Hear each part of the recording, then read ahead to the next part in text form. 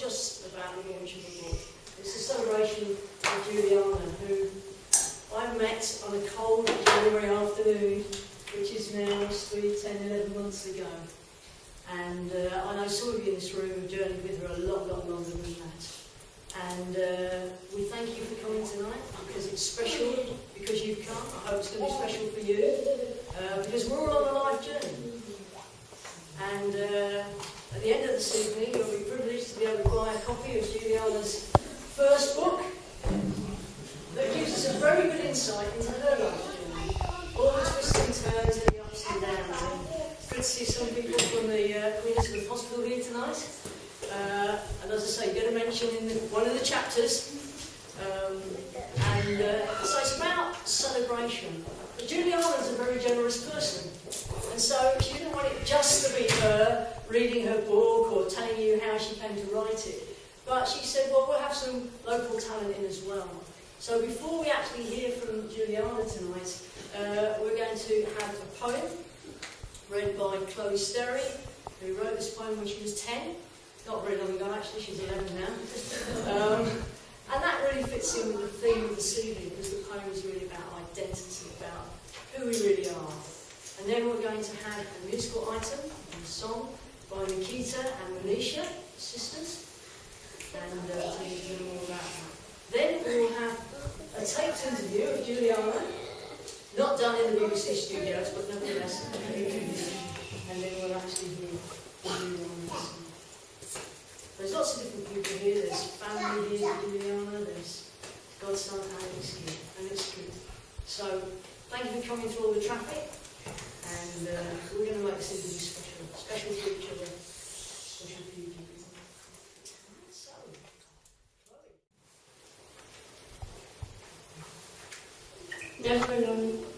In life we face rejections, but God's always there to give us directions.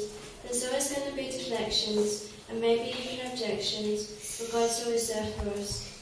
In life we face pain, but God can always fix it again.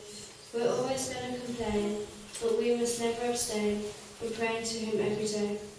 In life we face hate, but God's there to open the gate. He's always going to be your mate, and He's already sealed your fate, but God will give you strength. In life we face doubt, but God's there to help us out. It's almost like a virtual drought, but there's no need for you to pout, because God is watching over you. In life we face fear, but God's full of joy in you. When others laugh and cheer, remember that He's with you here. You'll never be alone. In life there is love, and peace which is fountain and dove. All joy comes from above. His word protects like a glove. God is everlasting.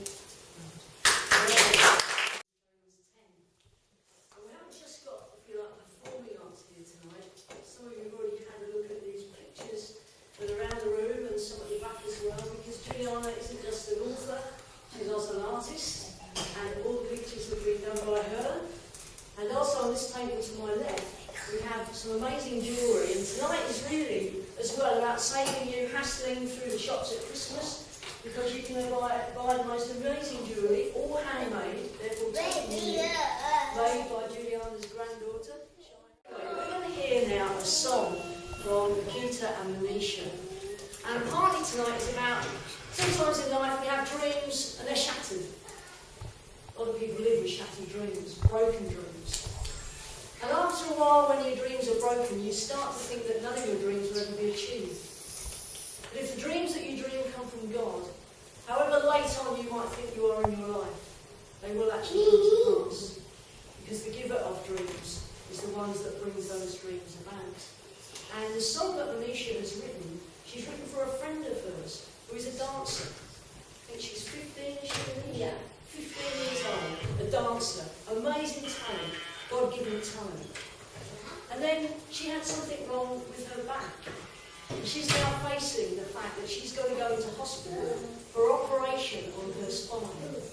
And that means they're going to insert a metal plate in her spine.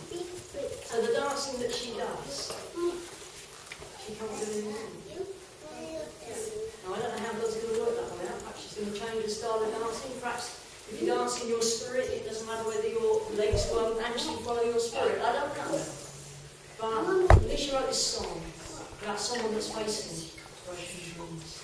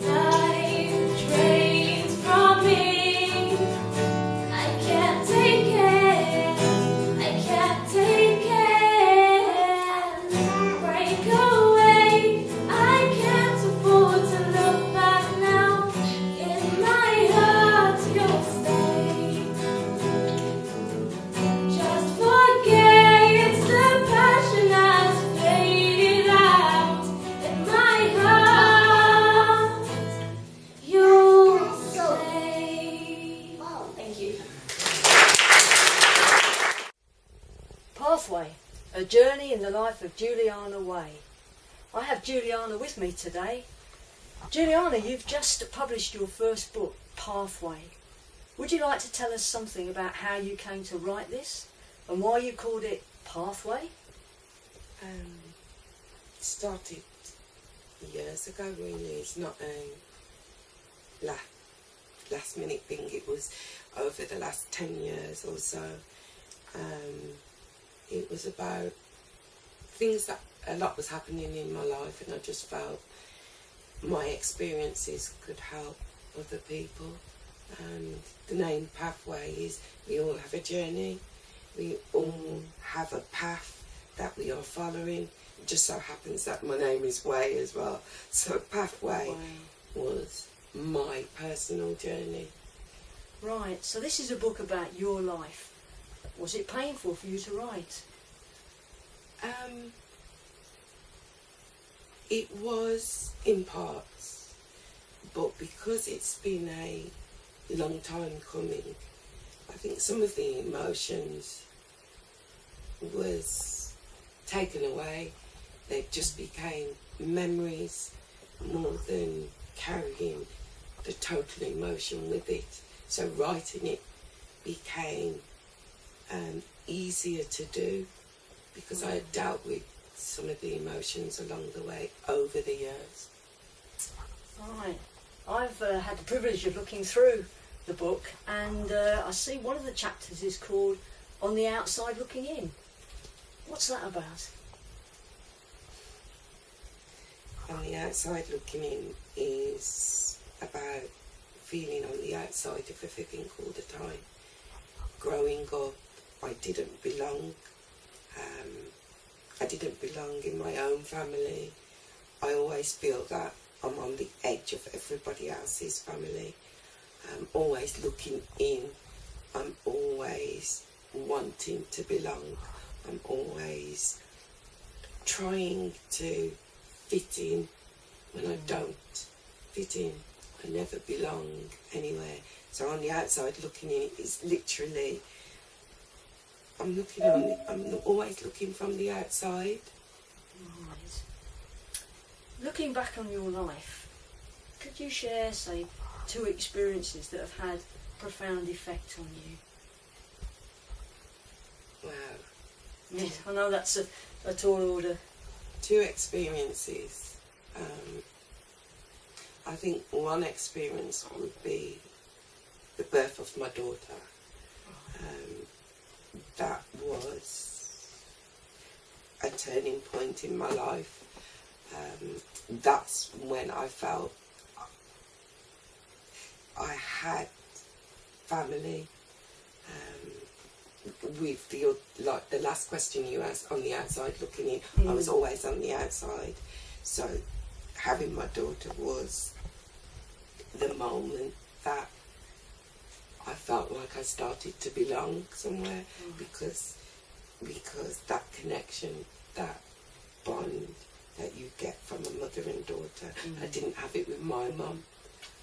Right. There's a line in the book where I say the love and cherishedness that should have been there from my mum wasn't, but I had it for my own daughter. So that's a profound moment for me, even though she was handed to her dad the first minute she was born. But that was my moment. Another moment, I don't know, there's just been so many. I suppose when I was diagnosed with kidney failure, that was another moment where I felt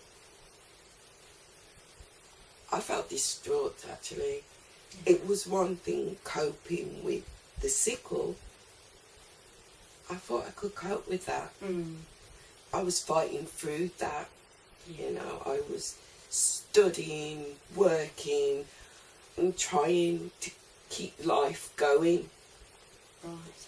But when you're told you now have another element, your kidneys have failed, and you've got to be attached to a machine, that what I call washing my blood. You know, when my grandson said, "Nan, what's this? What's this?" When he saw it, it's like, "Whoa, what's this? What's it doing?" So I said, "It's washing my blood." And I said, "It's like a washing machine.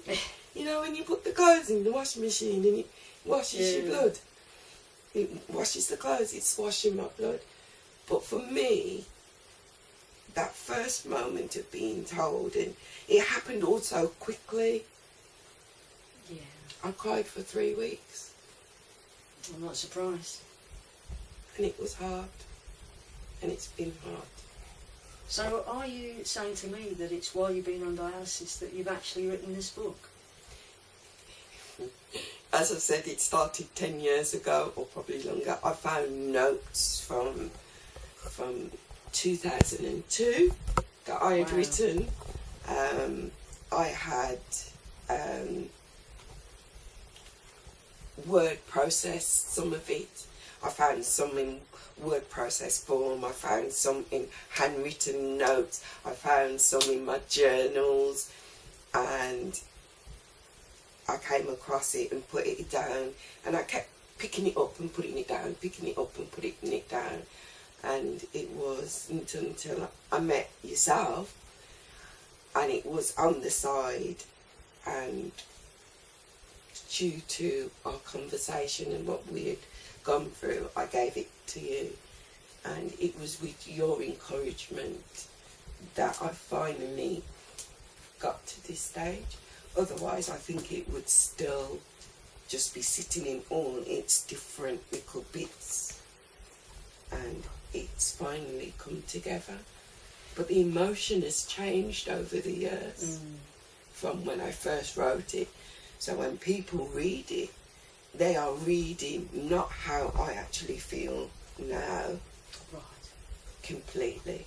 It's more about that pathway journey from how I felt when those things were happening to me, and the emotions and the heartache and the pain that was caused then, but with the realisation of where I am now, that God can bring you through anything. That's right. That's right. Well, Juliana, just one last question, really, and that is that I understand that the hospital is very near to saying that there isn't anything more they can do for you. What message do you want to give to people, particularly young people? Because you've achieved a dream, you've done something that very few people have done. And there's young people out there that have dreams but feel that they've got no hope of achieving them. What message would you like to give to them? You know, this week I received a letter, and I'm going to say this direct now because I need people to understand. You know, this week I received a letter, and when people tell you something that, you know, your life expectancy is going to be cut short, when they say it, it doesn't register. But when you receive it in black and white and you see those words in black and white, then it makes it real. But in that reality, it also tells me you can still achieve up to the last minute of your life. You can still achieve. You know, I've got sickle, I've got kidney failure, my liver's now going, and the pain is enormous in my body, day in, day out. Some days I can't even get out of bed. But without getting out of bed, I still wrote this. I put the laptop on my bed and I typed. And the days I couldn't do anything, I asked God to give me the strength to finish it, because if this book can help one person change their life or achieve their dreams, then go for it. And believe in God.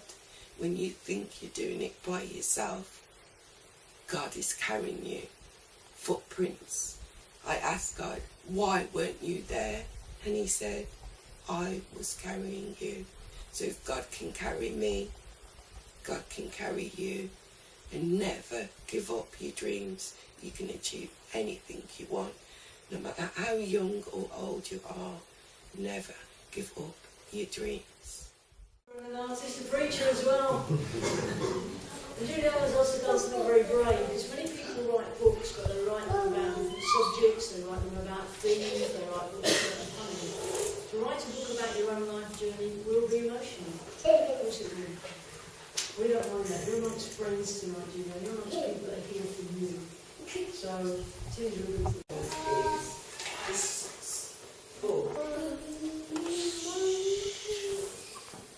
This book isn't to blaspheme anyone, it isn't to... It's about telling a story, a journey of me, but this book could be anybody, it could be any person. So take out my name and slot in Smith, Jones, John, Paul, Susan. It could be a journey that anybody has travelled. And it was a difficult journey. Sometimes it's felt like a very long journey. it's also felt sometimes a very lonely journey, and other times it's felt very joyful journey. But I can tell you one thing that this journey has taught me was that never give up. Never give up on your dreams. Never give up on the people that you love. Never give up your hopes. And no matter what comes your way, if you trust in God, He'll give you the strength to get through it. Whether that means healing of the body, healing of the mind, or healing of the soul. Sometimes we all think healing is about our bodies, but it's not necessarily our body that God will heal. It may just be our soul.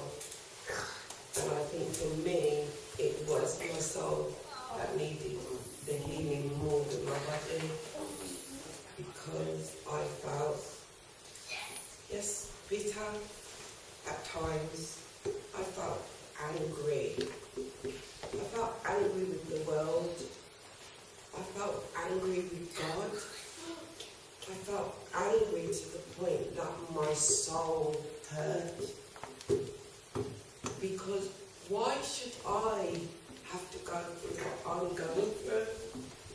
Why should I have to be born to a mother that didn't love me, that gave me away, and not even gave me away to people that she knew? She fostered me out to a family and just forgot about me. My dad, which I thought was a little better, came and got me, but did exactly the same thing. He then left me with a woman who did her best for me, but she was hurt by the man that she loved, and so that hurt came through to me because she was hurt by him. And the journey, when you have a start like that, you go looking for love in total wrong places, angry with him. I left church that day, but I didn't return to church because I was living in somebody's attic. I was homeless. I had sickle. My kidneys hadn't even gone by that time, so you imagine how, when it did go, how I was being in there. I spent 3 weeks, as I said on that film, crying because sickle cell, kidney failure. Oh gosh, I've been homeless, I've been in and out of hospital, I've had crappy relationships, I don't know how I didn't end up in an asylum. And God threw the kidney failure at me because He knew He had to get me at my lowest.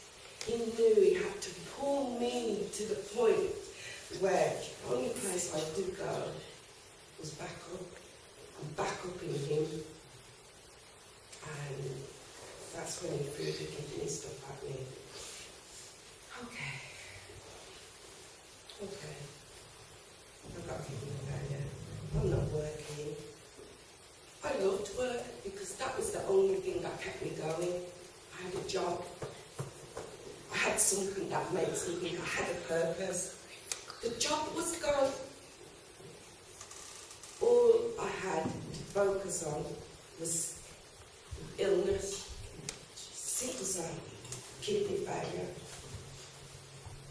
Some days I couldn't even get out of bed. And then I cried, and my dear friend one day I went to his house, and I cried. I cried, and I told him that I just want to die. I just want to die. I can't take this. That all my life rotates round is pain. Pain of my heart. Pain of my soul.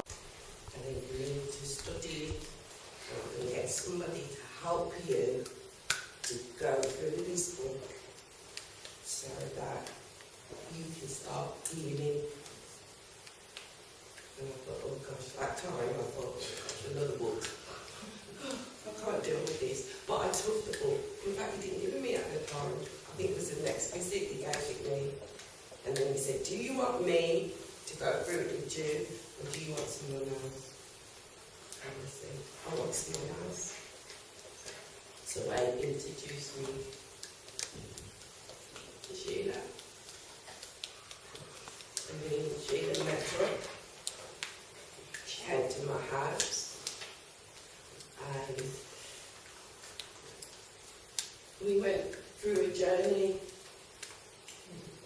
We went through a journey where I did more crying. And I feel like I've spent my whole life crying over one thing or another. But then a little voice said in my head, because this was written in parts all over the house, really, in notes, in notebooks, in journals, in parts. And God said, you need to give what you've written to this lady. Let her read it. Part of her reading it was also to help her understand me, because some of the stuff I was telling her was deep. I needed her to understand me. And she read it and she came back and she said, everybody else needs to read this. Everybody else needs to read what you've written to understand the journey, the pathway. And so, from those notes that accumulated over 10 years or whatever, the birth of Pathway came about. And part of that, I need to say thank you, because this would still be in note form all over the house, on my laptop, in journals, and I'd probably still be crying in some corner, wanting to die. So, it's not much, but two people who made this journey possible are both sitting here. Sheila, I'd like to say thank you. I also make my own cards as well. So. Yes, oh yeah, she does also make her own cards, so I've got to miss that.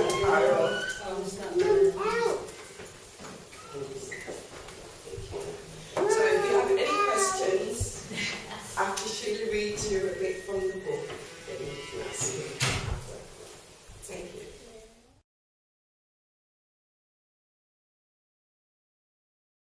People journey together, they learn from each other. And I've learned things that I would never have learned if the Lord hadn't let me journey with Juliana. There's no experience is ever wasted. And sometimes we keep them to ourselves. Sometimes we need to share them with other people. But I can assure you, it's not a depressing book. It's a very interesting book. And as you found from tonight, it's a very real book. But I used to read. Jules remembers waking up halfway through the procedure. She had gone to get a PD dialysis tube fitted in her stomach. When she woke up in agonising pain, and you could hear her screams from the theatre room all the way down the corridor. The doctor carrying out the procedure had perforated her bowel. She had to be rushed for emergency surgery. Well, we know that she made it because she's here tonight. Thank God. What happened next, of course, I just have to buy the book to find out what she because I'm not going to tell you. But then near the end of the book, there is a list. Mom. There was a bucket list, which I didn't even know what a bucket list was until I met up with Juliana, and she said, I've got a bucket list. I want to Kentucky Fried Chicken bucket. But also she has a list of things that she's learned through her life journey. And they're very interesting and they're very insightful things. I'm not going to read those either because I think mine's not to find those out. But what I am going to read is a paragraph very near to the end, because the book is about healing. It's about healing. This is what she says. It's because of some of the life experiences that Juliana had. She built this big wall, this like a steel girder around her heart. And this is what she says. She says in her mind she pictures herself as a small child, crouched down in a dark corner. Jules reaches down to that small child.